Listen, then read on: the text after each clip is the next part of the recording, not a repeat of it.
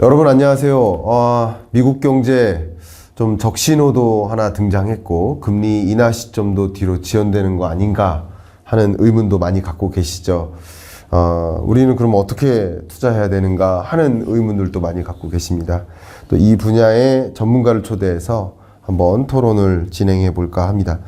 오늘 초대되신 신년기 작가님 안녕하십니까? 안녕하세요. 네, 잠깐 자기소개 부탁드릴까요? 네, 안녕하십니까. 신연기라고 합니다. 이게 발음하기가 좀 어려워서 지금도 이렇게 연기, 년기 이렇게 많이 부르는데요.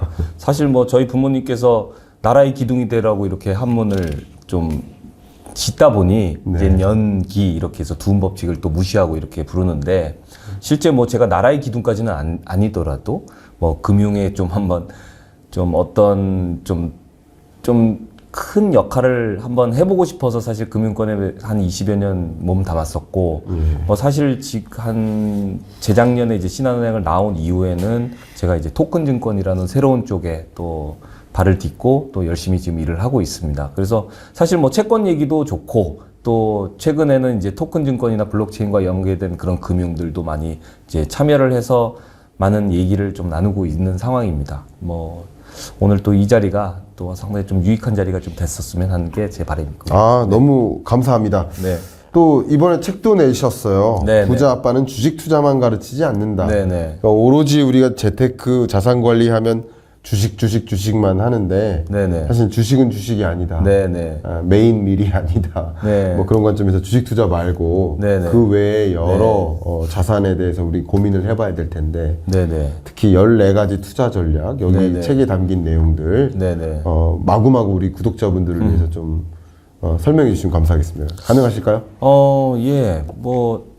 사실 제가 그 전에 책을 3권을 좀 냈었어요. 네. 작년에 3권을 이제 신부장 시리즈로 해서 이렇게 채권, 경제지표, 그리고 금융지표 이쪽을 냈는데 사실 제가 그동안 일했었던 부분을 많이 반영을 해서 쓰다 보니 아무래도 일반인들이 좀 접근하기보다는 좀 취준생들이라든지 또 지금 현역으로 채권이나 또 기타 자본시장에서 일하고 계시는 분들, 이런 분들에게 어떻게 보면 좀 도움이 되고자 하는 책이었어요. 네. 근데 그러다 보니까 제가 좀 대화체를 좀 섞어서 그동안 책을 계속 써왔고 이게 좀 이해가 잘 될 거라고 생각해서 봤었는데 생각보다 좀 어렵다는 의견이 좀 많았었습니다. 그래서 이번에는 좀 더 쉽게 이제 일반인들이 따라할 수 있는 그런 재테크 책을 좀 써보면 어떨까.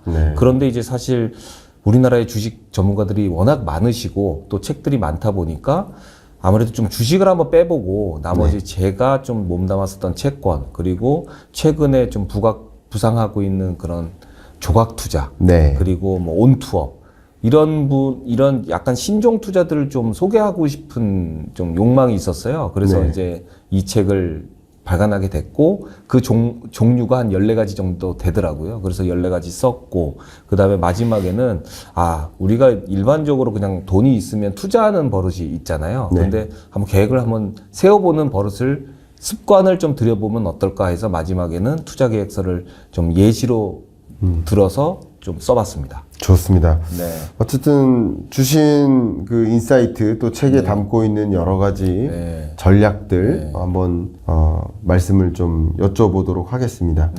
일단 미국 경제를 잠깐 진단해보고 가시면 어떨까 생각이거든요. 미국 경제 성장률 추이를 보면 분기별로 전기 대비 연율이겠지만 계속 좋은 흐름을 보이다가 1분기 경제 성장률 이 속보치가 1.6으로 뚝 떨어졌다가 그리고 두 번째로 발표되는 이제 확정치에 가까운 거죠. 이 값이 1.3%로 또 조정됐습니다. 그래서 미국 경제가 이제 경기 침체 오는 거 아닌가 하는 질문들도 좀 던져집니다. 더군다나 물가가 잡히지 않은 상태에서 경기가 안 좋으니까 스태그플레이션 오는 거 아닌가 하는 그런 의문들도 많이 제기하고 계십니다. 미국 경제를 혹시 어떻게 판단하고 계십니까? 저는 사실은 채권을 오래 하다 보니까 어쩌면 경기 침체를 좀 기다리는 부분도 좀 있을 수도 있습니다. 그러니까 돈을 좀 벌어야 되니까. 근데 솔직히 말하면 지금 현재는 그렇게 강한 경기 침체는 예상하고 있지는 않습니다. 제 개인적 뷰는. 그 3가지 정도 예상을 하고 있는데 적어도 올해는 바이든 행정부에서 돈을 좀 많이 풀고 있다. 네. 그래서 사실 유동성의 힘이 어느 정도 이 자본시장을 버텨주고 있고 경제를 좀 지탱하고 있지 않느냐는 좀 생각입니다. 그래서 네.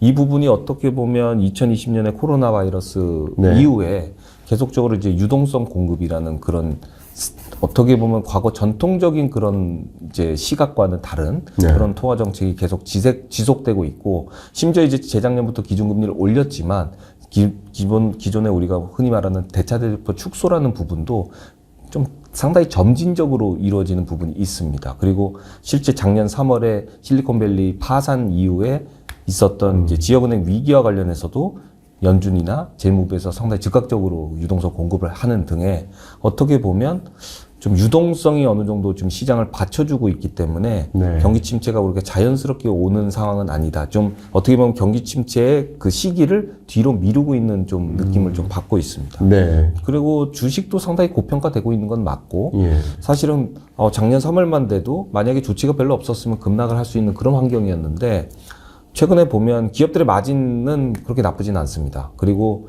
AI 같은 그런 신기술 때문에 네. 어떻게 보면 생산성이 높아지는 부분도 있기 때문에 비록 인플레이션이 지금 어느 정도 우려스러운 것은 사실이고 하지만은 일단 회사의 펀더멘탈 자체가 좀 좋지 않느냐 이렇게 좀 생각해서 네. 경기 침체 가능성 좀 적게 보고 있고 마지막으로는 좀 이거는 좀 근본적인 부분으로 접근을 해보면 최근에는 정보가 상당히 빠르죠. 네. 그러니까 이 정보에 따라서 실시간으로 반응하는 속도가 상당히 빠르다.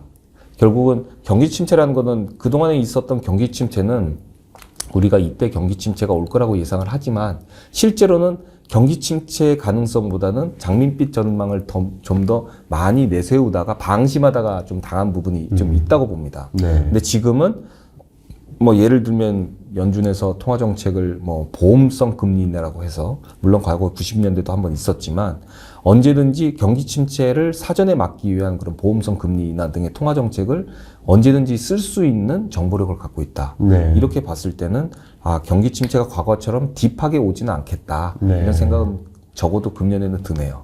그렇군요. 그럼 세 가지라는 관점. 첫 번째는 유동성으로 네, 네. 경기 침체를 못 오게 만든다. 두 번째는 펀더멘탈, 뭐 네. 실적, 기업들의 네. 실적도 괜찮다. 네. 세 번째는 정보력 때문에 네. 그런 선제적인 대응 능력이 충분히 있기 때문에 저는 그렇게 보고 있습니다. 경기 네. 침체를 오도록 놔두지 않는다. 네. 그래서 경기 침체가 온다 하더라도 그것을 뒤로 밀어놓는 네. 그런 영향이 있는 것 같다라고 이렇게 미국 경제가 왜 이렇게 강한가라는 네. 것을 이렇게 세 가지 관점에서 진단해 주시는 것 같아요. 네. 그렇지만 앞에 말씀하신 것처럼 올해는 아니지만 경기가 좀 둔화되는 그런 모습들이 네. 뭐 내년이나 네, 차후에 미뤄졌기 때문에 대선 이후에 올 수 있다 이런 말씀이신 거잖아요. 대선 이후에는 올 수 있다고 저는 보고 있습니다. 그렇군요. 다만 그 경기 침체에 대한 그 정도는 과거보다는 훨씬 얕다. 이렇게 볼 수 있습니다. 굳이 왜냐면- 따지면 소프트 랜딩에 가까운. 그렇습니다. 그렇게 유도를 하고 있죠. 그렇군요. 예, 예, 예. 자, 소프트 랜딩의 뷰를 갖고 있는데 그 소프트 랜딩과 관련된 소프트 랜딩임을 보여주는 그 징후들은 당장 나타나기보다는 네. 대선 이후 뭐 내년 네, 정도로 이렇게 점쳐진다 이렇게 보시는 것 같습니다. 네. 그런 관점에서 어쨌든 뭐 우리 채권 말씀을 먼저 하셨지만 해외 채권에 투자하거나 관심이 있으신 네. 분들은 네. 어느 정도의 좀 네. 미국 경기가 좀 둔화하는 모습을 기대하시는 것도 사실이잖아요. 그렇죠. 예. 그런 면에서 그런 기대감을 갖고 계신 분 입장에서도 네. 당장 경기 침체가 안 올 것 같다라는 그런 네. 분석은 또 더 객관적으로 들리기도 합니다. 제가 네. 감히 평가할 일은 아니지만 네. 그런 관점에서 자연스럽게 좀 해외 채권으로 좀 넘어가 보고 네, 싶어요. 네, 네. 해외 채권에서 통상적으로 네. 다루는 것들 네. 뭐 잘 알고 계시겠지만 네. 혹시나 또 추가적으로 쉽게 설명해 주시면 감사하겠습니다. 뭐 해외 채권에 대해서 이제 많은 분들이 잘 알기 시작했습니다. 사실 제가 이제 그 해외 채권 매니저를 이제 오래 했습니다만은 보통 우리가 FOMC 하면 저희 같은 이제 매니저들은 새벽 3시에 출근하고 네. 새벽 2시 반에 출근해서 FOMC를 보곤 했습니다. 네. 그 당시는 아무도 안 봤기 때문에 저희가 뭐 유튜브를 통해서 보던가 아니면 그 FRB 그러니까 연방준비위원회의 그 사이트에 들어가서 네. 실제로 실시간으로 보기도 하고 예. 또 뭐 당시엔 통역도 없고 하기 때문에 영어로 듣고 그걸 빨리 요약을 해서 성명서가 나옴과 함께 그 뉘앙스를 함께 적어서 위에 보고했던 기억이 납니다. 네. 근데 최근에는 이제 각종 신문사 그리고 유튜브에서 통역을 해주고 예. 아주 친절하게 향후의 전망까지 다 얘기를 해주는 그런 시대가 됐죠. 네. 그러니까 사실 이제 많은 분들이 이제 예전보다는 해외 채권에 대한 관심이 좀 많아졌어요. 네.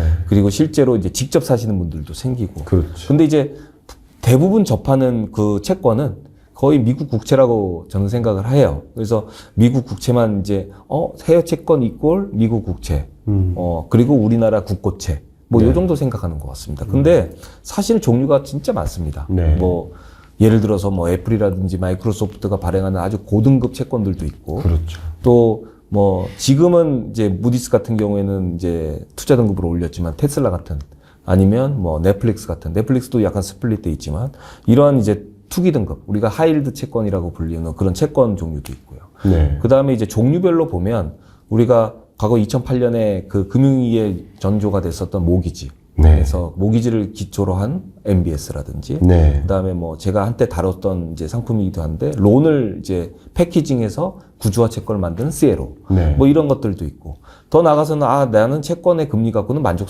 만족을 하지 못하겠어. 그래서 이제 전환사채 같은 거, 네. 이런 것들까지 상당히 종류가 많습니다. 네. 그래서 뭐 이 종류를 다 안다기보다는 네. 이 종류와 관련된 펀드라든지 뭐 ETF 이런 것들에 투자하는 것도 네. 하나의 뭐 재테크라든지 투자 방법이 되지 않을까 생각합니다. 아, 좋습니다. 그러면 이제 미국 경제에 대한 그 컨센서스를 여쭤봤고요. 네. 어떻게 전망하시는지. 네. 그리고 그 전망의 기초에서 채권 투자를 또 준비하는 것인데. 네네. 그래서 해외 채권에는 뭐가 있느냐라고 이렇게 말씀을 여쭤서 네네. 여러분들이 이제 인식하게 네. 도와드렸고요. 자, 이제는 그러면 이제 거시경제 사이클과 해외 채권을 네. 좀 묶어보도록 하겠습니다. 네네. 당연히 해외 채권 분야가 국내 뭐 국외 정세 같은 거, 또 거시경제 같은 거 이런 것들과 워낙 밀접한 관련이 있고 또 네. 거시경제와 금리와 관련이 있기 때문에 네. 거시경제 상황하에 네. 금리가 결정되고 금리가 결국 채권 수익률이라든가 가격에 영향을 미치기 때문에 그렇죠. 네. 우리는 이것을 좀 관련성을 가지고 이제 접근을 네. 하는데 네네. 이 부분 구체적으로 설명 주시면 더 감사하겠습니다. 그렇죠. 뭐 저기 교수님께서 말씀하셨듯이 모든 금융시장의 모든 가격은 저는 금리에서부터 시작한다고 봐요. 그래서 그렇죠. 이 금리가 어떻게 움직이느냐 이를 결정하거나 네. 이 금리에 어떤 요인들이 금리에 영향을 미치느냐가 상당히 중요하겠죠. 네. 그리고 또 지정학적 요소 역시 이 금리에 영향을 주는 상당히 중요한 팩터라고 생각을 하고 있습니다. 네. 그러니까 뭐 지금 요즘에는 이제 물가 이슈가 많이 터지니까 물가가 금리에 어떻게 영향을 미치느냐 이런 부분도 상당히 관심을 갖게 되고, 네. 왜 물가가 오르면 금리가 오르고 금리가 오르게 되면 대출이 줄어들고 대출이 줄어들면 왜 기업들의 투자가 줄어들고 기업들의 마진이 줄어드는지에 대한 이런 연쇄 효과에 대한 네. 상당히 관심이 점점 늘어나고 있다 이렇게 보고 있고요. 결국 그러기 때문에 이 금리에 의해서 가격이 결정되는 채권, 그리고 특히 글로벌 채권 같은 경우에는 상당히 그 주목도를 받을 수밖에 없고요. 우리가 이제 거시경제를 바라보고 국제 정세를 바라봤을 때 이 글로벌 채권의 가격, 특히 이 미국 국채로 대표되는 안전자산의 가격 흐름을 좀 파악하고 공부하는 것이 상당히 도움이 되지 않을까 생각합니다. 네. 예. 좋습니다. 이제 채권에서 대해서 디파인을 했고, 네. 미국 경제에 대해서 한번 아까 진단을 했고, 그러면은 네. 미국 경제가 뭐 소프트 랜딩이라 할지라도 네네. 경기 침체적인 현상이 본격화되기 전, 네네. 말하자면 지금 단계죠. 맞습니다. 지금이 채권 투자의 적기라고 보시는지 좀 여쭤보고 싶습니다. 그렇습니다. 네. 뭐 답만 얘기하면 이렇게 예. 얘기하고 있고요. 저는 작년부터 계속 그 채권은 금리가 오를 때마다 사야 된다. 네. 그래서 뭐 절대적인 레벨을 갖다가 정해주는 건 아니지만 현 시점에서, 그러니까 작년 말부터 저는 4.25 정도 레벨 이상이면 계속 꾸준히 사라고 얘기를 했습니다. 기관이나 뭐 개인이 뭐 직접 국채를 살 수 있는 액세스되는 증권사가 몇 개 없겠지만 결국 딱 봤을 때 10년짜리 기준으로 4.25 이상이면 충분히 살 수 있다 이렇게 봤던 거고요. 왜냐하면 이제 4.25라는 기준은 제가 이제 약간 그 실질금리 수준에다가 거기에 네. 이제 텀 프리미엄을 감안했을 때 결국 실질금리가 결국 중립금리 수준이 2.75에서 네. 결국 텀 프리미엄이 보통 우리가 정상적으로 봤을 때 약 150bp, 그러니까 10년짜리가 150bp 정도 됐을 때 4.25가 나오거든요. 그래서 그 4.25 이상이면 충분히 하락했을 때 저희가 캐피탈 게인을 낼 수 있는 여지가 있다. 이렇게 말씀을 드렸고요. 4.6 갔다가 4.4 갔다가 최근에 이제 흔히 말하는 우리가 4점대 중반에서 4.6 정도의 박스권을 지금 형성하고 있는데요. 저는 이 정도 캐리면 충분히 이자 수익과 나중에 향후에 이 캐피탈 게인을 얻을 수 있는 수준이라고 생각해서 지금 수준이 적기라고 생각을 하고 있습니다. 그리고 경기 사이클 측면에서도 봐도 물론 아까 제가 경기 침체가 약간 뒤로 밀린다는 느낌을 이제 말씀을 드렸습니다만은 네.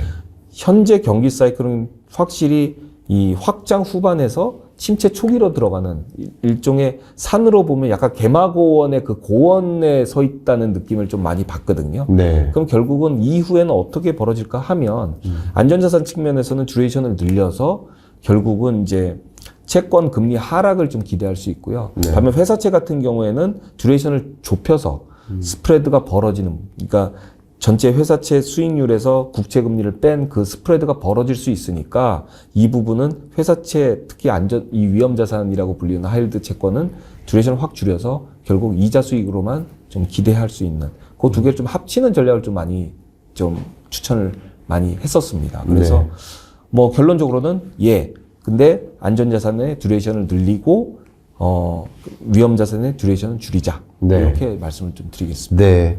근데 지금 말씀 너무 잘 해주셨습니다만 저는 국제기구 경제전망 그 보고서들을 이제 매번 살펴보니까 이 국제기구들이 보고 있는 그 견해랑 다르지 않습니다. 네. 그러니까 IMF조차도 2024년 미국 경제 성장률을 2% 후반대로 전망치를 상향 조정했고 반대로 25년 성장률은 1%대로 다시 내려올 것으로. 그러니까 미국 경제 성장률이 실질 성장률이 1%대다. 2%가 안 된다. 그러면 이게 소프트 랜딩이라 할지라도 경기 침체라고 볼 수 있거든요. 2% 잠재 성장률 밑도니까. 그러니까 말씀하신 대로 쉽게 표현해 주셨지만 경기 침체적인 현상이 뒤로 밀려서 나타나는 것 같다라고 보시는 뷰가 적절한 뷰라고 저는 생각을 합니다. 그러면 여기서도 이제 책에서도 이제 전략을 말씀하시고 이제 말씀하신 대로 사세요 마세요 이게 아니라 그렇죠. 여러분 스스로 판단하시라는 거잖아요. 그래서 투자 전략을 여러분 스스로 갖추시라고 이 책을 집필하셨는데 그래서 이런 채권 해외 채권 투자라든가 자산관리 전략이라는 관점에서 어떤 기준을 가지고 이 그림을 그려나가야 될지 작가님이야 이미 그림을 그리고 계시니까 좋으시겠지만 이 그림을 어떻게 그려야 될지를 우리 독자분들을 위해서 좀 말씀해 주신다면요. 모든 중앙은행이 자신들의 목표가 있죠. 그러니까 물가를 안정시키고 경제 성장을 촉진하고 그리고 금융시장을 안정시키는 세 가지 축이 있습니다. 마찬가지로 우리가 금융시장을 바라봤을 때는 크게 세 가지, 그러니까 성장, 그다음에 고용, 그다음에 물가, 이 세 가지가 어떻게 맞물려 돌아가는지를 좀 볼 필요가 있을 것 같아요. 이걸 가지고 그림을 그리면 좀 쉬울 것 같습니다.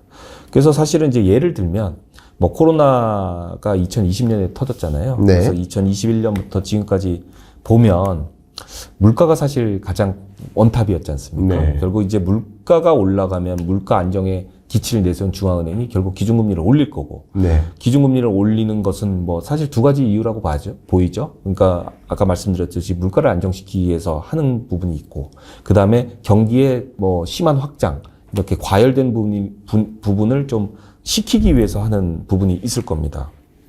어쨌든 간에 이 상황은 이제 미국의 경우에 이 두 가지 모두 해당이 됐었던 부분이었죠.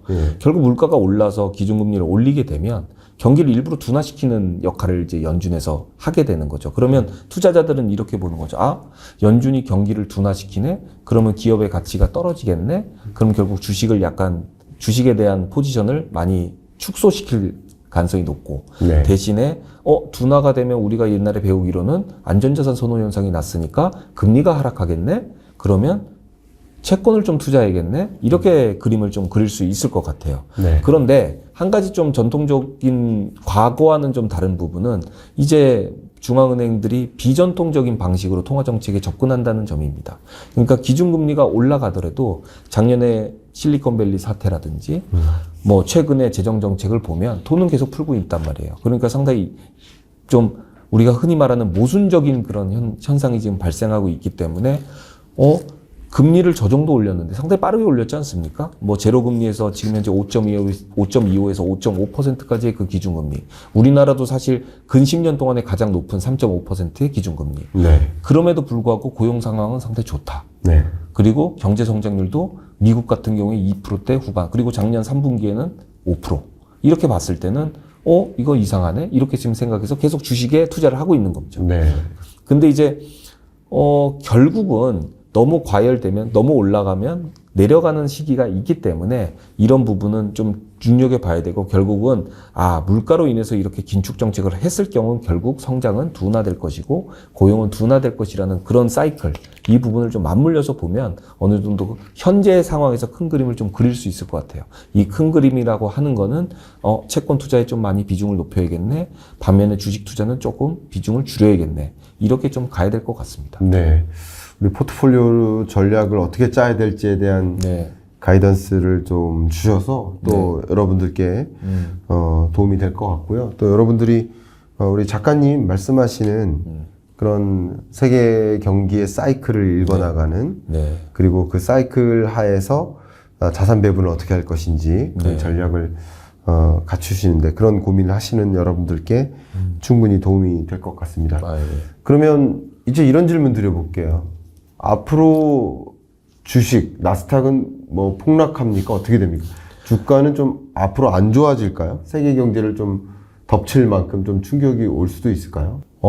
제가 뭐 주식 전문가는 아니기 때문에 사실 지금 개별 회사들이 어떻게 진행되고, 이게 정점에 왔는지를 판단하기는 좀 미숙합니다. 근데 이제 이 전체적인 그 지수 측면에서 보면 거의 지금 역사적인 고점 아니겠습니까? 그래서 이게 어느 정도까지 올라갈 것인지에 대한 부분은 전문가마다 다 갈리고 있죠. 근데 제가 이제 말씀드렸던 부분 중에 경기 침체가 지금 뒤로 밀리고 있다는 부분 중에 하나는 결국 기업들의 실적이 아직도 버텨주고 있다는 측면이거든요. 결국은 과거의 거품이 꺼졌을 때, 그리고 금융위기가 왔을 때와 차이점은 지금 현재 실체가 있다는 겁니다. 그러니까 예를 들어서 AI라는 것이 실체 없이 계속 그 기대감 가지고만 주식을 올렸다면 결국 이건 거품이 돼서 상당히 심한 급락을 겪을 수도 있는데, 지금 상황은 뭐 엔비디아 보셔서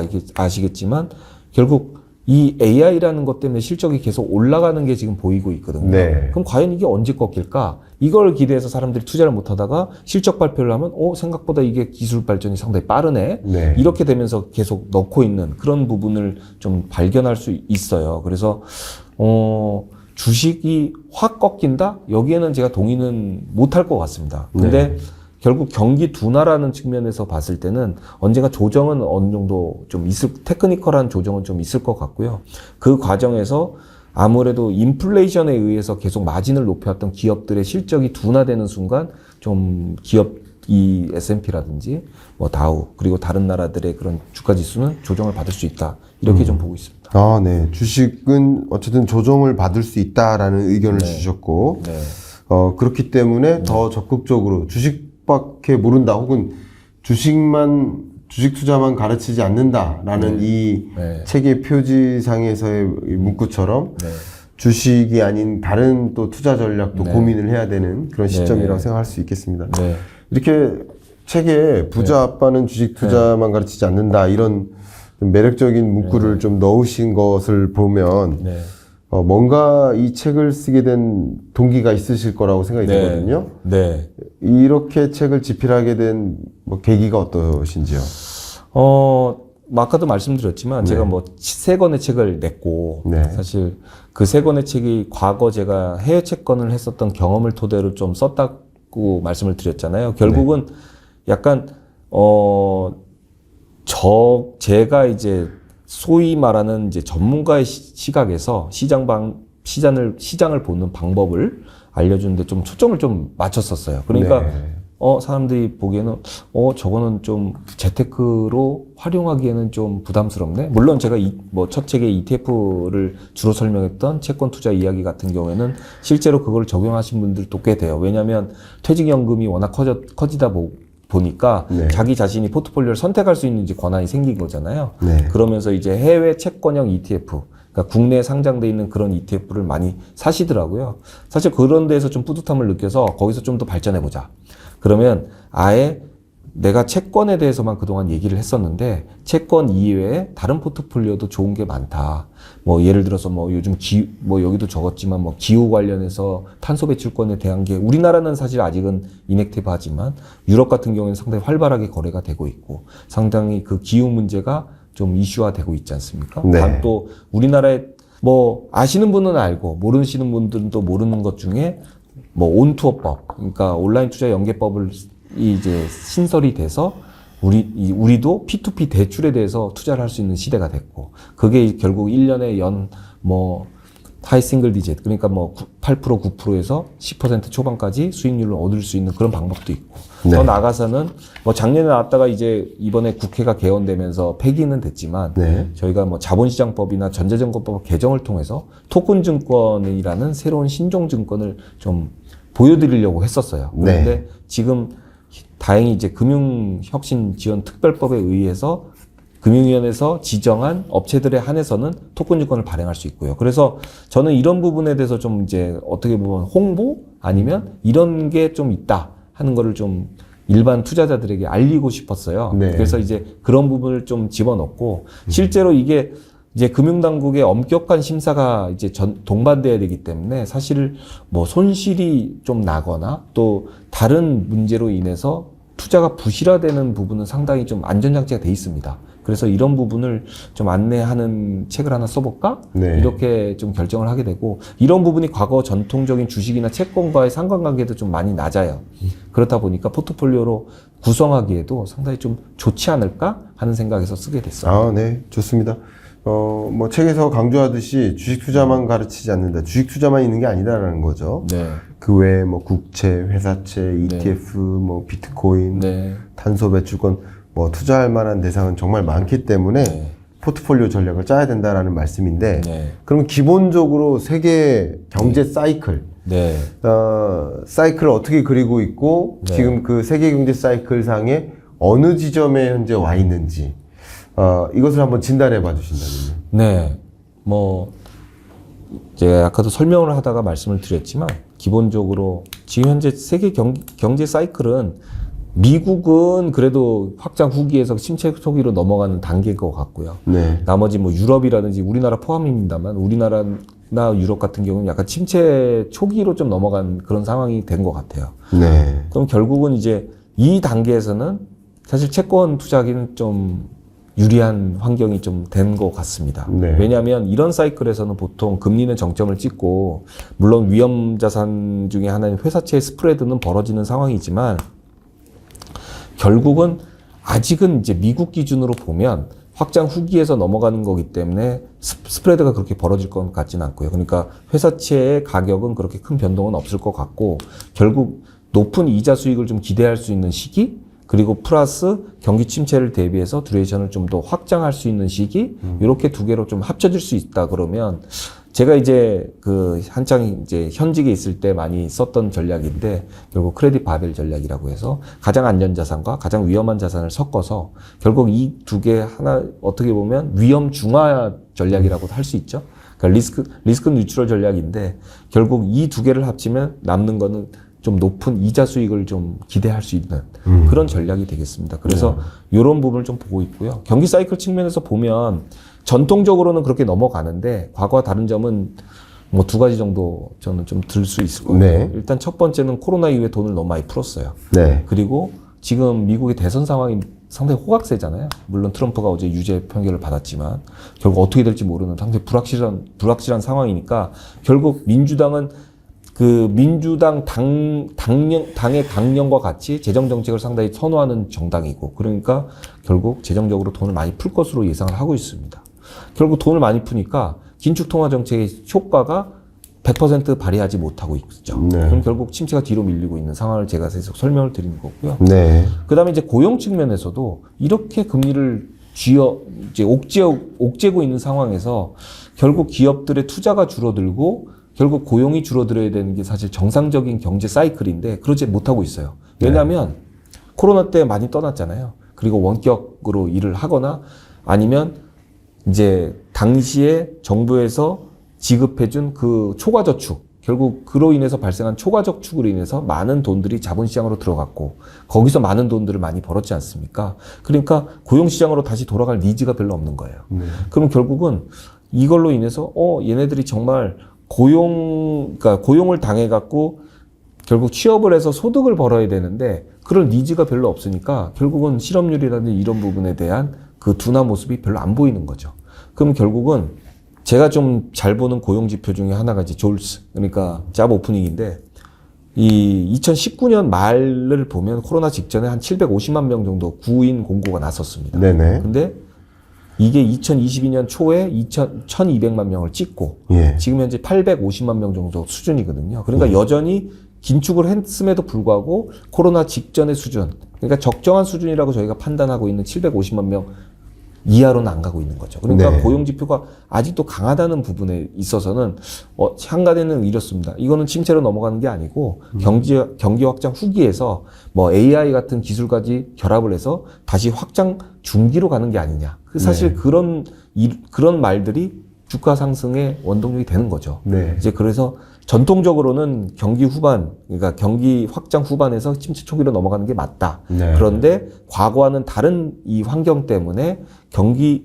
확장의 후기가 계속 이어지고 있는 그런 상황은 좀 더 염두에 두는 그런 상황입니다. 지금까지 미국 경제가 좋았었던 그 배경을 이제 여러 각도에서 설명을 해주셨는데 네. 저희 이 시리즈가 토론 시리즈니까 저도 좀 의견을 드릴 수 있도록 하겠습니다. 네, 네.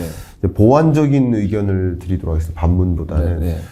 지금 24년 상반기 동안 미국 경제가 좋았었던 그 배경 중에 하나는 말씀하신 대로 미국 자체적인 유동성입니다. 돈을 네. 많이 뿌린 겁니다. 뭐 대선을 앞에 두고 한 행보라고도 볼 수 있겠죠. 근데 또 재밌는 것은 중국, 홍콩으로부터 빠져나온 돈이 미국으로 많이 이동했습니다. 그렇죠. 지금 5월, 6월까지도 이동하는 모습이라고 판단할 수 있겠습니다. 네. 채권 펀드나 주식 펀드나 그 모든 자금이 미국으로 이동해요. 근데 유독 중국으로도 빠져나오고 있었거든요. 네, 네. 그 빠져나온 돈이 가만히 있지는 않잖아요. 어딘간 가잖아요. 네. 그게 이제 미국 경기 펀더멘탈이 괜찮고 네. 또 강달러 기조고 뭐 이런 여러 가지 것들이 반영되면서 네. 또 이 지정학적 리스크가 고조되니까 네. 달러 선호 현상도 그렇죠. 집중되다 보니까 네, 네. 미국으로 돈이 유입됐었던 거예요. 그게 미국 주식 시장을 버티게 만들고 네. 미국 주가가 좋으니까 아무래도 기업들은 신규 투자를 자기 자본을 가지고 또 할 수 있지 않겠습니까? 네, 네. 그런 미국 경제의 선순환이 야기된 배경인 것 같습니다. 네. 근데 재밌게도 이제 미국 내 상황을 많이 말씀 주셨으니까 외 상황을 잠깐 말씀드리면 중국이 이제 정책 드라이브를 겁니다. 이구환신이라는 네. 정책 드라이브를 걸고, 정책 드라이브는 이게 핵심이 뭐냐면 내구재를 바꿔라 이거죠. 자동차나 가전제품이나 가구와 같은 내구재를 지금 바꾸면 보조금 줄게. 뭐 이런 겁니다. 근데 과거에도 중국 경제가 안 좋을 때마다 이구환신 제도를 도입했는데 그때마다 이 자동차나 가전제품과 같은 내구재 소비가 급증하는 겁니다. 네. 그게 결국 중국 경제가 지금 안 좋은 상황에서 일시적으로라도, 중장기적인 건 아니지만 일시적으로라도 24년 또 25년 뭐 이 정도까지라도 좀 경기를 버티게 만드는 중국 내부적인 정책 기조가 다시 중국 경제를 조금 예를 들어서 PMI 지수 같은 경우도 다시 올라오거든요. 네. 그런 것들이 좀 생산 공정이 돌게 하고 네. 고용을 창출하게 만들고, 그러니까 중국 경제를 그런 회복 기조로 이끌기 위한 정책 제도적인 것들이 맞물리다 보면 네, 네. 이제 한없이 미국으로만 돈이 갈 수 없고 한없이 중국에서 돈이 빠져나오기만 할 수 없는데 네. 이런 제도적 장치가 영향을 보이면서 다시 중국으로 돈이 이동하거나 네, 네. 하는 것들이 또 지금은 미국 경제가 버텼지만 사후적으로 이제 소프트 랜딩의 모습을 나타낼 수 있지 않을까라고 네, 네. 관찰할 수 있는 부분이 좀 있는 것 같아요. 예, 예. 네. 그런 부분도 같이 맞물려서 생각한다면 네, 네. 지금 미국 경제, 특히 미국 경제 사이클 혹은 세계 경제 네. 사이클을 봤을 때 네. 뭐 경기가 좀 둔화되는 그런 면면들은 나타나지 않지만 그게 좀 뒤로 네. 미뤄진 것이다라고 네. 이제 좀 생각할 수 있는 네. 그런 배경이 될 것 같습니다. 네. 역시 또 아무리 우리가 주식 이외에 다른 시장을 논한다 하더라도 주식 시장도 한번 네. 보긴 봐야 되거든요. 네네. 주식 시장에 대해서는 어떻게 보고 계실지요? 주식시장은 뭐 저는 사실은 약간 뭐랄까요, 좀 상대 강도를 좀 보는 편이에요. 그러니까 네. 너무 올라가면 결국은 떨어진다. 네. 결국 떨어지면서 계속 이제 우상향하는 그런 모습을 보일 거다. 뭐 워렌 버핏도 그렇게 얘기했죠. 항상 회사는 발전하기 때문에 지수는 올라간다. 뭐 그렇지만 요 사이에서의 조정은 뭐 있을 수 있는 네. 일이니까. 근데 한 번쯤은 이제 뭐 막연할 수도 있고 어떻게 보면 너무 달렸다는 그런 심리적인 부분이 있기 때문에 결국은 한 번쯤은 조정을 받을 거는 같아요. 그러니까 결국은 이 부분은 이 투자자들의 심리에 의해서 좀 결정이 될 것 같습니다. 네. 이제는 이거 무너지겠는데 생각을 하면 경기 펀더멘탈과 관계없이 상당히 많이 떨어지는 그런 모습을 보이겠는데 네. 제가 그거를 봤었던 부분이 2018년 12월이었습니다. 그러니까 그 당시 이제 미국 이제 통화정책이 뭐 살짝 긴축이었죠. 그러니까 네. 당시에 기준금리 4번 올렸죠. 2018년에 369, 12에 올렸는데 그때 제 기억으로는 이제 9월 달에 기준금리를 올리고 나서 직후에 파월 의장이 뭐라고 얘기했냐면 아직도 기준금리가 중립금리에 훨씬 미치지 못한다고 얘기를 합니다. 그러면 네. 앞으로는 둔화를 더 통화를 갖다가 옥죄한 게 아닌가 이렇게 얘기를 하더라고요. 네. 그 다음부터 금리가 뭐 3.5% 그러니까 당시에는 미국 10년 금리가 3.5% 간다는 생각을 별로 안 했을 시절 아니겠습니까? 그러니까 네네. 그렇게 올라 버리니까 이거 큰일 났네. 주식의 밸류에이션이 이제 문제가 되겠네 하는 심리가 먼저 선발동을 하는 거죠. 그래서 11월에서 12월까지 S&P 기준으로 한 20% 가까이 떨어졌던 기억이 납니다. 네. 이유는 몰라요. 그러니까 우리가 보고를 해야 되는데 위에 모르겠습니다. 이게 어디가 지금 확 깨지고 뭐 애플은 잘 팔린다는데 왜 그게 깨지지? 뭐 이런 막연한 게 있었거든요. 단순히 우리가 긴축이 좀 더 갈 것 같습니다. 이렇게 얘기를 했던 거 말고는 설명력이 없었던 거예요. 결국은 투자자들의 심리가 무너져 버리는 네. 그런 상황이었던 걸로 기억합니다. 그러니까 2019년 1월에 그거 딱 보다 하다가 파월 의장이 긴축 끝이다. 이렇게 돌아섭니다. 그러니까 피벗이 일어난 거죠.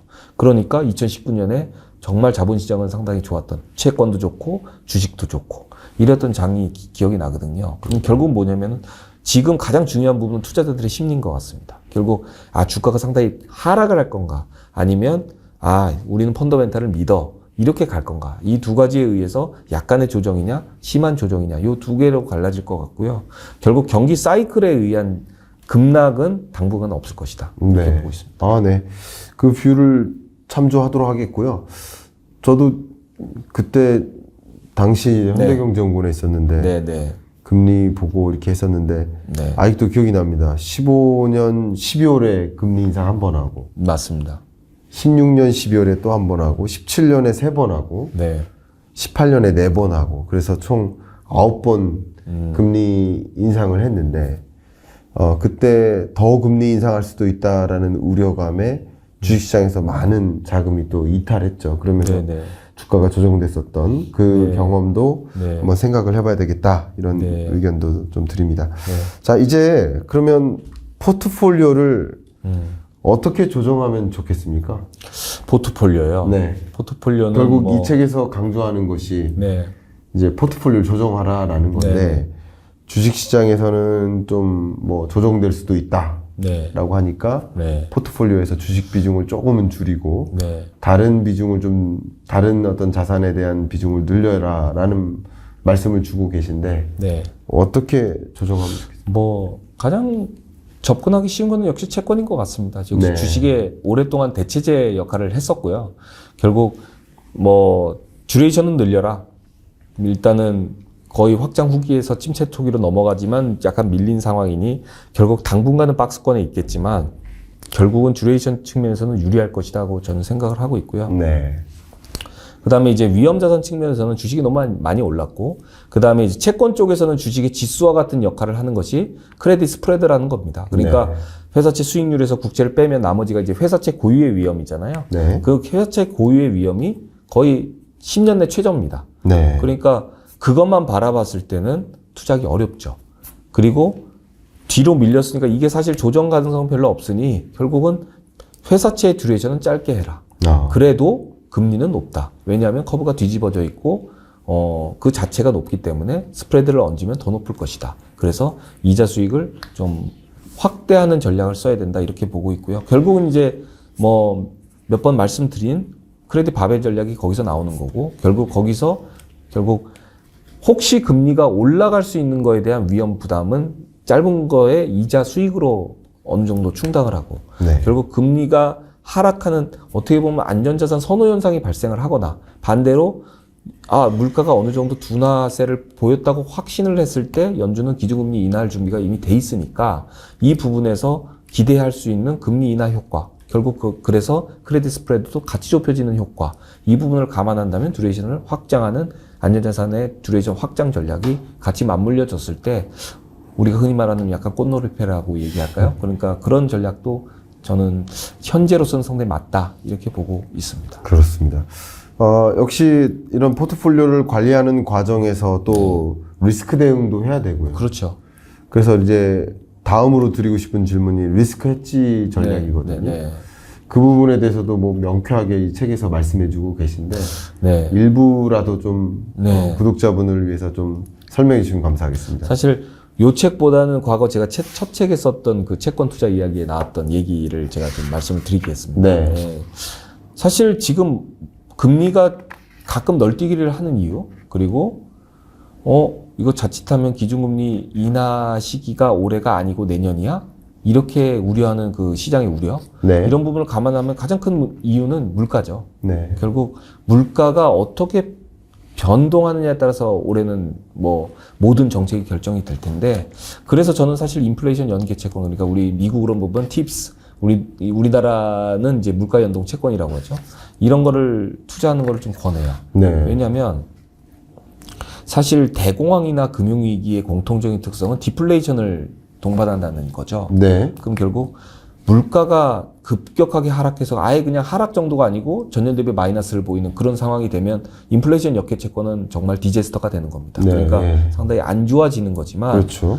그게 아니라 그러면 기본적으로 물가가 어느 정도 플러스가 되는 부분이고 원래 분기 대비해서 비교를 하게 되는데 네. 분기 대비해서는 계속 물가가 올라가는 추세니 결국 물가 연동 채권에서 어느 정도의 그 물가 상승으로 인한 금리 상승은 해체할 수 있다. 네. 이렇게 말씀을 드리는데요. 그럼 이게 무슨 말이냐? 이렇게 여쭤보시는 분이 있으세요. 그래서 보통 우리가 금리를 수식으로 계산을 한다면 명목금리는 실질금리와 인플레이션 합으로 이루어져 있죠.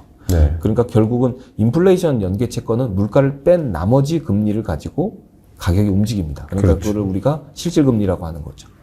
그래서 실질금리가 결국 실생활 금리인 거고 내가 실질적으로 느끼는 내가 체감하는 이제 자본 비용이 되고 어떻게 보면 자본 소득 성장률이라고 봐도 될 것 같습니다. 네. 그러니까 예를 들면 내가 임금이 20% 올라서 아주 기뻐해요. 네. 근데 실제로 물가 상승률은 19%예요. 네. 그러면 내가 실질적인 내 소득은 겨우 1% 오른 거 아니겠습니까? 그러니까 결국 이거를 인플레이션 채권으로 적용을 한다 그러면 기준금리가 올해는 한 2회 정도 인하를 예상하고 있어요. 네. 근데 이제 기준금리를 인하하겠다는 시그널을 주면 결국은 명목금리가 내려가는 거 아니겠습니까? 명목금리가 내려가면 실질금리도 같이 내려가죠. 네. 물가가 그대로 있다고 가정을 하면. 그렇죠. 그러면 결국 채권 가격은 오르게 되는. 결국 인플레이션 연계 채권도 명목금리를 기준으로 하는 일반 채권보다는 덜 하겠지만 네. 채권 가격이 올라가는 효과를 보게 되고요. 반면에 물가가 아주 상승하는 상황. 그래도 지금 연준 의사록을 보면 현재 긴축 사이클은 끝났다. 우리가 적정 시점이 되면 기준금리를 내리겠다는 입장을 지금 3번 연속 나타냈습니다. 네. 그러니까 기준금리를 올릴 것 같지는 않다는 얘기죠. 네. 그러면 명목금리가 그대로 고정값이라고 가정을 하면 물가가 상승했을 때는 실질금리가 떨어지죠. 네. 그러면 인플레이션 연계 채권 가격 역시 올라가는 현상을 보이고 제가 사실 2021년에 팁스로 상당히 많이 재미를 봤었어요. 네. 그래서 기준금리는 그대로 제로금리로 하는데 물가 상승률은 5% 6% 이렇게 되니 결국 팁스가 상당히 많이 좀 이익을 봤던 기억이 납니다. 네. 그러니까 결국은 물가 상승에 대비해서 아니면 기준금리가 떨어지더라도 인플레이션 연계 채권의 가격은 올라갈 수 있으니까 이 부분이 내 포트폴리오에 있어서는 리스크 해지 수단이 될 것이다 이렇게 생각을 하고 있습니다. 네. 그 팁스로 재미 보셨다고 하셨던 그 시점이 정확히 몇 년이셨죠? 2020년 하반기부터요. 20년 하반기. 2021년 상반기까지였습니다. 21년 하반기. 네. 그게 사실은 이제 뭐 여담이지만 TMI일 수도 있고요. 그 당시에 제가 그동안 한 10여 년 동안 겪었던, 그러니까 2010년부터 2020년까지 겪었던 그 대표적인 비둘기파가 2021년 6월 달에 FOMC 이후부터 아주 강한 매파로 변했던 분이 한 분 계시거든요. 그러니까 지금 현재는 퍼듀 대학 총장으로 여기 학장으로 있는 이제 제임스 블러드. 그분이 2021년 6월에 이제 기준금리를 올려야 된다. 그래서 연내에 올려야 된다고 말을 하죠. 그리고 2022년부터도 엄청나게 세게 얘기하고 어떻게 보면 여론의 주도자가 돼서 기준금리를 그분 말대로 올립니다. 그러니까 2021년 6월 이전까지는 그런 여론이 전혀 없으니까 이거 물가가 4% 5% 이렇게 오르는데 제로 금리네. 그러면 이러니까 이제 이 팁스에 엄청나게 많은 투자를 했고요. 이제 그거에 모자라서 비트코인 가격도 그때 많이 올랐던 것도 인플레이션의 대체 수단이다. 그러니까 인플레이션이 올랐을 때 이거를 해지할 수 있는 수단으로서 비트코인 가격도 상당히 많이 올랐습니다. 물론 지금 정도는 아니죠. 그런데 이런 부분이 이제 결합된 부분이 뭐냐면은 결국은 실질금리의 하락이 동반됐다는 겁니다. 그래서 그 부분을 기억을 하면 그 당시에 상당히 좋았던 시절이고, 그게 어떻게 보면 그 레벨 자체는 많이 올라왔지만 지금 현재도 그것을 기대할 수도 있습니다. 왜냐하면 물가가 정말 기저 물가가 절대 안 떨어지고 4% 5% 계속 유지한다 그러면 지금 현재 2%대 후반입니다만은 이게 3%대로 넘어가고 올라가면 사람들의 심리가 이거 기준금리 올릴 수 있는 거 아니야? 이렇게 볼 수 있음에도 불구하고 연준에서는 기준금리 올리는 거에 대한 부담은 여전히 있거든요.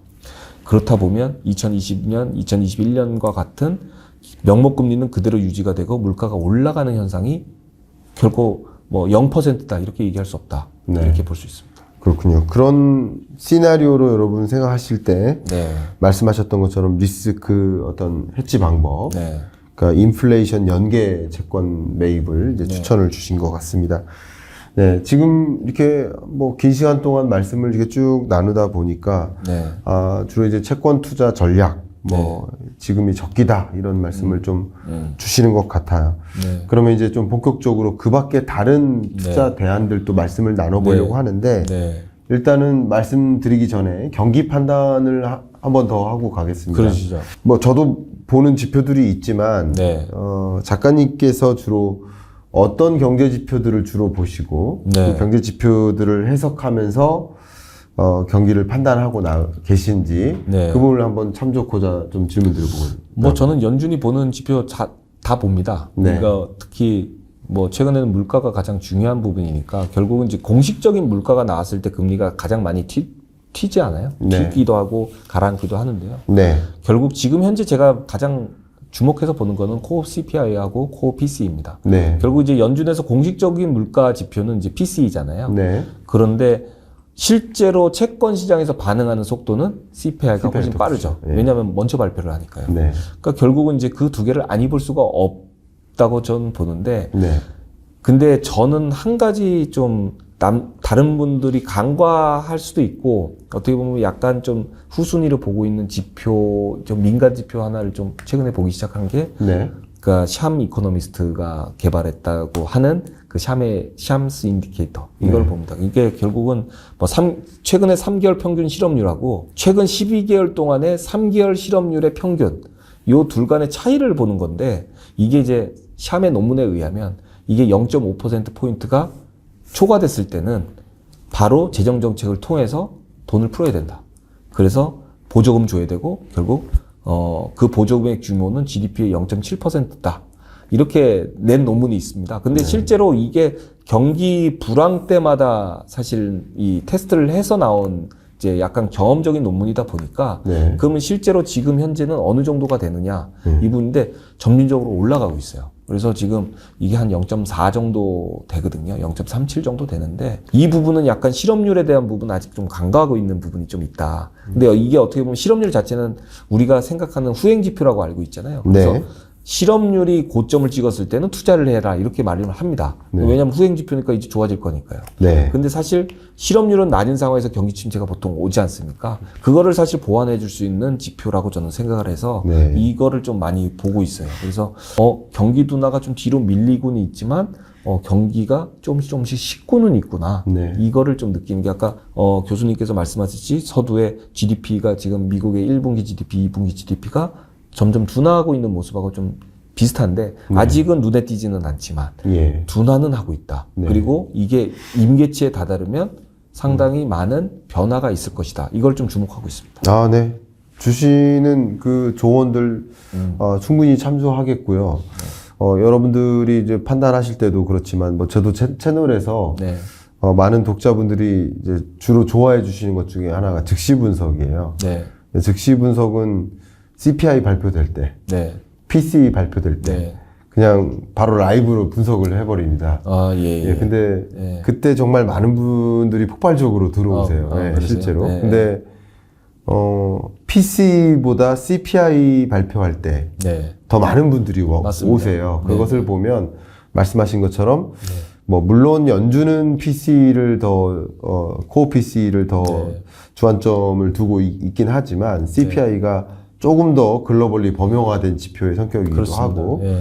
또 PC를 보기 위한 선행 지표격이기도 그렇습니다. 하고 예. 그런 면에서 또 CPI에도 관심 갖고 계신데 네. 결국 물가가 잡히는가 네. 인플레 문제가 해소되는가 네. 이것이 금리 결정에 영향을 주고 그게 결론적으로 시중금리나 혹은 채권금리나 네. 뭐 주식 가격에 영향을 미치기 때문에 이런 네. 지표를 네. 많이 보신다라는 말씀에 굉장히 격하게 공감하고 네. 저는 그런 분석을 많이 하고 있는 사람으로서 네. 공감을 합니다. 다만 이제 저희가 토론이니까 네. 공감하지 않는 부분도 네. 의견을 드린다면 저는 샤메 법칙에 대해서 네.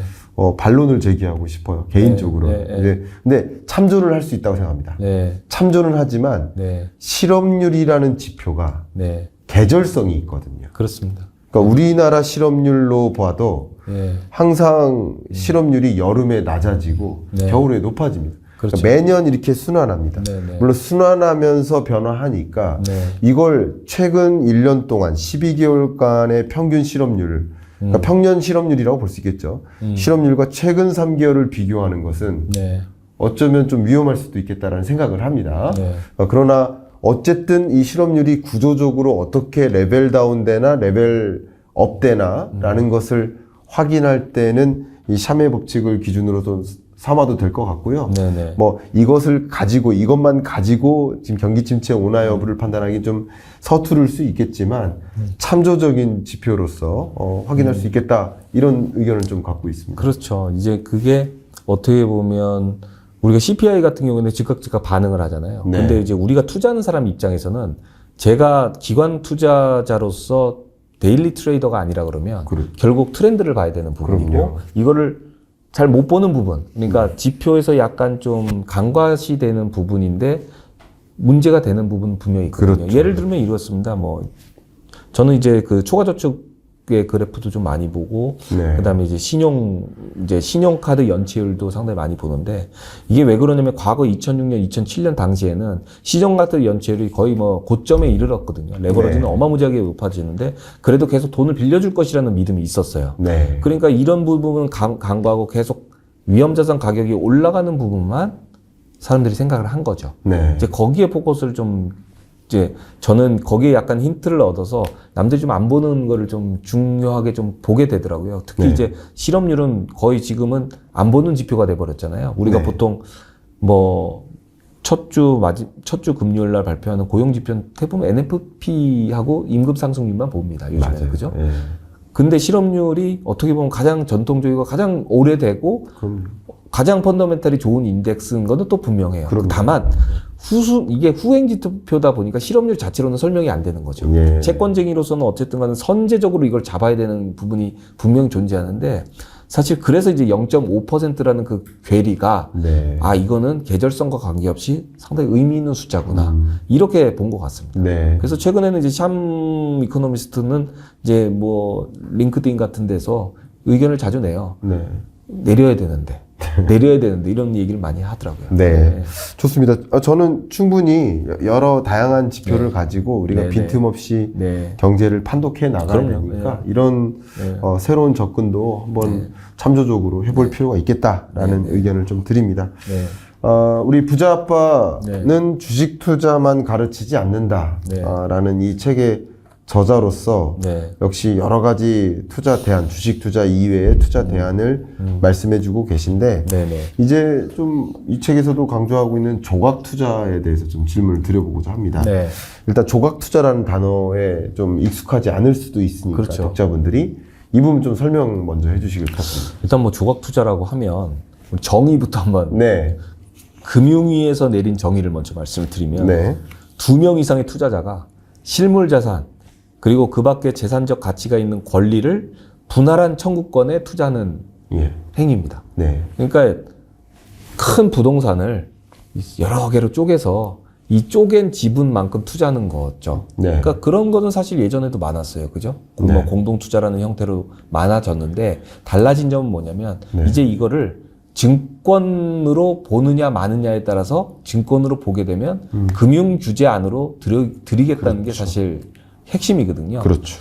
근데 뭐 대표적으로 근데 이제 이게 좀 애매모호해요. 왜냐면 지금 이거에 대한 정의를 내린 이 시기가 2022년 4월 달에 뮤직하우라는 음악 저작권에 대한 청구권에 투자하는 것 때문에 생기게 된 건데요. 근데 때로는 이런 것도 있습니다. 저희가 이제 좀 돈이 있으신 분들은 골프 회원권 사시잖아요. 근데 골프 회원권을 사는 이유는 뭐겠습니까?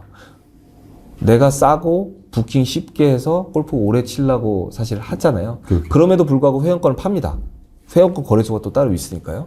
그러면 이 회원권은 그러면 증권법에 의해서 규제를 해야 될까요? 사람들이 좀 헷갈리죠. 그러니까 저희 지인은 1억에 사서 모 CC를 1억에 사서 한 3년 정도 잘 이용하시고 3억에 파셨습니다. 그럼 2억의 차익이 발생을 한 거죠. 근데 이분이 2억이라는 차익을 위해서 투자한 건 아니잖아요. 내 골프를 치려고 하는 거잖아요. 이건 증권이 아닙니다. 근데 예를 들어 미술품 같은 거. 내가 미술품을 보고 이거를 갖다 소장 목적으로 샀는데 그런데 돈은 별로 없어요. 그러니까 미술품은 하나 비싸지 않습니까? 그래서 이제 한 여러 명이 모여갖고 그거 일부를 산 거죠. 근데 내가 이 미술품을 산 이유는 내가 물론 피카소도 좋아하고 이중섭도 좋아하지만 기본적으로는 이 미술품의 가격이 오를 거라고 생각했기 때문에 샀을 가능성이 높은 거죠. 그래서 이제 적은 돈을 투자하면서까지 이 미술품의 조각을 산 거고 미술품을 팔았을 때 이 둘 간의 차액에 자기 지분만큼의 수익을 얻게 되는 거죠. 이 부분을 금융당국에서 계속 유심히 본 거예요. 이거는 분명히 얘네들이 돈을 더 벌기 위해서 투자를 한 건데 공동구매 형식으로 투자를 했을 때 문제가 생기는 겁니다. 그래서 금융당국에서 규제를 하겠다. 이게 된 거고요. 거기에 방점은 뭐냐면 투자자 보호입니다. 왜냐하면 미술품을 돈을 모아서 대표로 샀던 업체들이 있지 않습니까? 그럼 보통 이 미술품을 샀던 업체가 자기가 보관을 하고 있어요. 근데 이 회사가 갑자기 망했습니다. 근데 대부분의 투자자는 이 회사에 투자한 게 아니고 이 회사가 취급하고 있는 이 미술품에 샀는데 이 회사가 망함으로써 이 회사가 자신의 돈을 갚기 위해서 이 미술품을 함부로 처리했을 때 이 투자자들에게 피해를 주는 거죠. 그럼 결국은 이 투자자들이 보호받을 수 있는 그 장치가 없다 보니까 금융당국에서 나서게 된 거죠. 그래서 조각투자라는 단어를 굳이 정의를 하고 이것을 증권성으로 바라보기 시작하면서 조각투자가 시작된 겁니다. 조각투자에 대한 원어에 기초한 설명과 또 예를 든 예시를 통한 또 조각투자의 개념 그리고 이것의 기원과 지금까지 전개된 배경을 이제 말씀 주신 것 같습니다. 저는 이제 말씀 듣다 보면 저도 조각투자에 대해서 이제 어떻게 하면 쉽게 설명해 드릴까 이렇게 고민을 했었는데 저는 개인적으로 그렇습니다.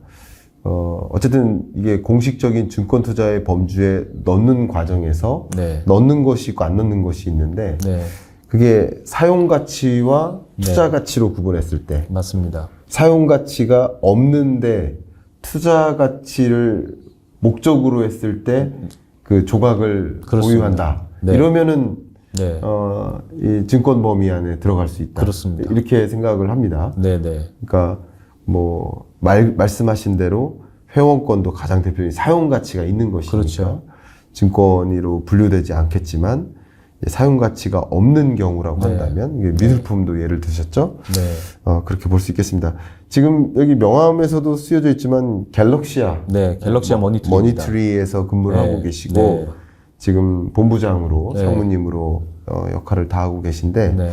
여기서도 지금 조각 투자를 이제 기초 네, 자산으로서 네, 네. 이제 투자 대상으로서 네. 준비하고 계신 거잖아요. 그렇습니다. 그 부분도 좀 설명해 주시면 감사하겠습니다. 예, 뭐 사실 제가 이 갤럭시아 머니트리라는 회사는 사실 이제 피지사입니다. 그러니까 네. 이제 결제 회사라는 거죠. 네. 그래서 거의 매출의 70% 이상을 이제 거기서 발생을 합니다. 근데 네. 이제 저희도 이제 금융 이제 신금융의 이제 영역으로 들어오겠다는 이제 회사의 의지가 좀 반영이 된 거고, 네. 저도 이제 거기에 동참하고자 저도 이제 조인하게 됐는데, 네. 그 요체는 바로 이 조각 투자, 특히 이제 STO라고 불리는 겁니다. 사실 현재는 STO라는 단어를 못 써요. 왜냐하면 아직 법이 통과 안 됐으니까요. 자본시장법이 개정되고 전자증권법이 개정돼야지 가능한데, 그렇지만 이런 혁신성 있는 상품들은 다른 특별법에 의해서 좀 보장돼야 되지 않냐는 것이 이제 2017년에 논의가 됐고요. 그래서 이제 나온 법이 금융혁신지원특별법입니다.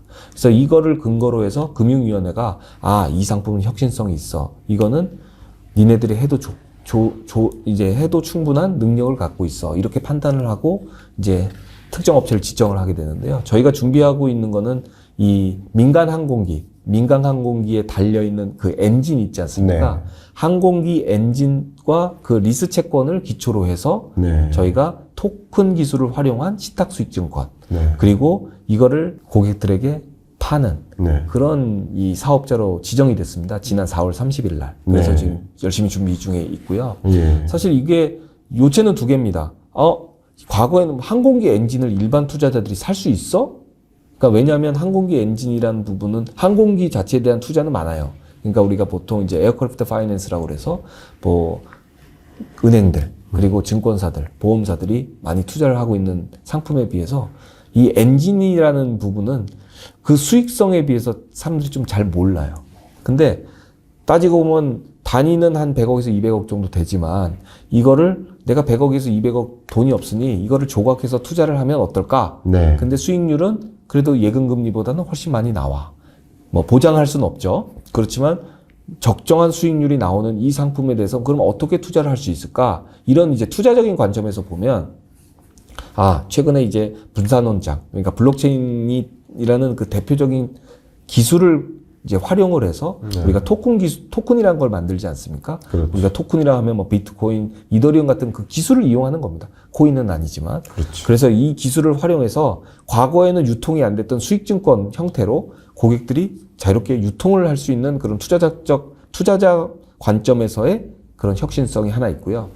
두 번째는 이 항공기 엔진을 리스를 하는 그 항공사들 입장에서는 과거에는 해외 직접 가서 사거나 네. 해외 그 리스 업체들하고 리스 계약을 맺고 매달 돈을 주면서 그 항공기 스페어 엔진을 관리를 하고 있었습니다. 네. 그 항공기가 엔진 비행 이륙을 해갖고 착륙을 하고 몇 번 하면 엔진 점검을 받아야 되면 그걸 빼야 되지 않습니까? 네. 그럼 스페어 엔진을 갈아 껴서 또 운행을 해야 돼요. 네. 그러니까 그런 이제 일련의 오퍼레이션 과정에서 너무 비싼 리스료를 그동안 내왔던 겁니다. 그런데. 그런데 저희가 이제 이 STO라기보다는 토큰 기술을 활용한 신탁수익증권의 형태로 하는 과정에서 저희가 이 이제 특수목적 회사를 세우고 리스 채권의 업을 할 수 있게 된 거죠. 네. 그러면 이 과정에서 결론적으로 얘기하면 코스트가 훨씬 낮아집니다. 네. 그러니까 그러니까 항공사들은 좀 더 낮은 가격으로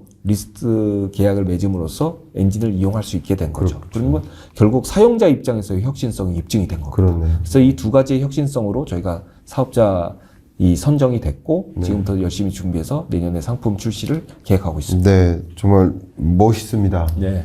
그러니까 항공기 엔진을 이제 어쩌면 여분으로 스페어로 네. 갖고 있어야 될 항공사 입장에서는 네. 이거 하나가 뭐 100억, 200억 하니까 네. 그것을 이제 뭐 대출을 받아서 갖고 있거나 네. 뭐 리스를 하거나 하는 것은 네. 그 굉장히 사용 가치도 있겠지만 그 이상으로 부담이 될 테니까 그렇습니다. 예. 이게 많은 투자자들을 이끌어서 이걸 보유할 수 있게 되면 네네. 항공 산업의 성장에도 기여할 수 네. 있겠고 그렇죠? 그렇습니다. 항공 사업자도 좋겠지만 네. 또 이것의 사용 가치나 뭐 이런 여러 가지 투자 가치도 고려를 한다면 네. 투자자도 투자할 수 있겠다. 그러나 이 항공 엔진을 100명이서 산다. 100억이니까 1억씩 100명이서 산다. 네. 하면 100명을 모으면 되는 건데. 근데 그런 방식으로 이제 과거의 전통적인 방식이고 네. 말씀하신 이제 블록체인 네. 분산 원장 기술을 이용해서 그게 가능하게 한 거죠. 네. 그렇죠? 잘게 쪼개고 옵니다. 그렇죠. 네. 쪼개고 그 쪼갠 부분에 대한 소유권을 인정하게 해주는 그렇습니다. 예.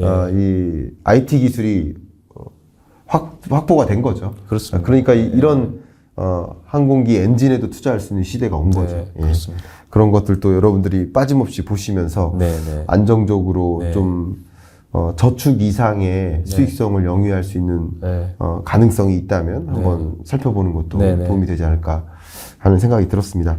자, 긴 시간 네. 이렇게 말씀을 나눴는데요. 네. 끝으로 우리 경익남과 토론합시다라는 이 시리즈에 출연하셨으니까 네. 출연하신 소감이라든가 네. 아니면 이 영상을 끝까지 보신 분들을 위한 어떤 조언이라든가 네, 네. 메시지 한번 남겨주시면 감사하겠습니다. 예, 뭐 우선 오늘 이렇게 교수님 만나 뵙고 또 고견 들으면서 또 뭐 아주 부족하지만 저희 채권에 대한 뭐 제 시각 그리고 뭐 제가 현재 몸담고 있는 그 토큰 기술을 활용한 신탁 수익증권 그리고 뭐 다른 조각 투자의 그 설명을 할 수 있는 기회를 가져서 상당히 영광입니다. 그리고 뭐 이렇게 또 여러분들에게 알려줄 수 있어서 뭐 앞으로도 이런 기회가 좀 많았으면 좋겠고요. 네. 마지막으로 제가 뭐 투자를 하시는 분들에게 좀 꼭 말씀드리고 싶은 건 뭐냐면은 이런 겁니다. 이제 워렌 버핏이 이런 얘기를 했다죠. 돈을 잃지 말고 돈을 잃지 말자는 격언을 잊지 말자. 이렇게 얘기를 했죠. 그럼 결국 각자의 소득 여유분을 초과해서 위험을 부담하면 안 되겠다. 결국 내가 그냥 난 이건 버려도 되는 돈이야.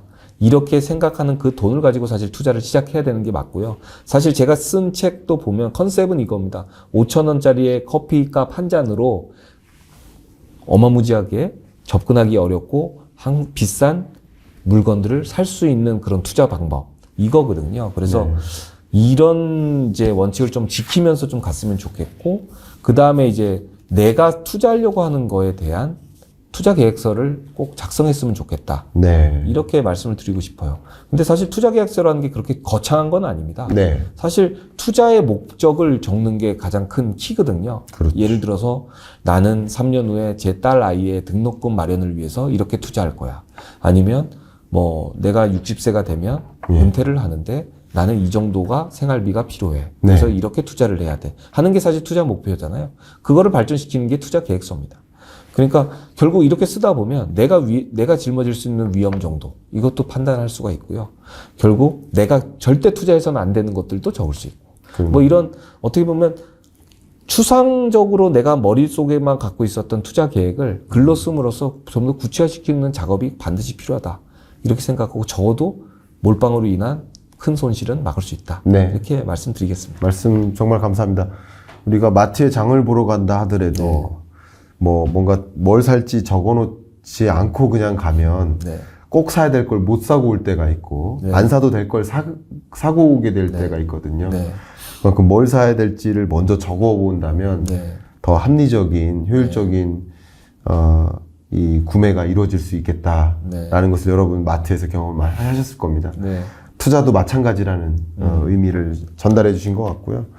이 책에서도 파트 4에서 실전 투자 계획서 작성하는 방법까지 명확히 제시해 주고 있고 그 예시까지 다 들어주고 계세요. 그러니까 여러분들도 한번 뭐 관심 있으신 분은 뭐 책을 한번 보시면서 실전 투자 계획서 어떻게 쓰는지 나도 한번 써보자. 그리고 주식 이외에 여러 투자 방법에 대해서 한번 나도 한번 열어놓고 한번 고민해보자. 그리고 나한테 최적의 투자 전략은 무엇인지를 좀 선택해보자 하는 여러 가지 고민을 하시는 데 있어서 오늘 이야기가 도움이 됐기를 바라는 마음으로 이만 경인남과 토론하시다 마무리하겠습니다. 감사합니다. 감사합니다. 예.